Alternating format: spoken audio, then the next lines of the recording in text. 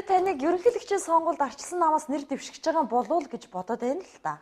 Та үнэн бол үнэн гэж хэлчихэлтэй биш бол биш гэж хэлчих. Би үнэхээр одоо яг ингэж дэвшигч байгаа бол одоо бас одоо би тийм ээ дэвшигч ин гэж байна.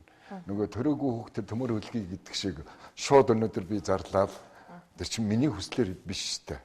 Тэр олон мянган намын гişүүд тийм ээ тэд нар маань дэмжих үү, сонгох уу, дараа нь бүх Монгол улс орн даяар сонгох уу, дэмжих үү гэдэг асуудал бай. Хоёрт би тэрэнд бэлтгэлтэй. Би тэр сонгуулийг одоо тэр сонгуульд оролцож хариуцлагатай байж чадахгүй юу? Тэрнээс ерөнхийлөгчийн сонгуул гэхэр хин амтаа болгоно одоо донгосч идэг тийм ажил биш үү?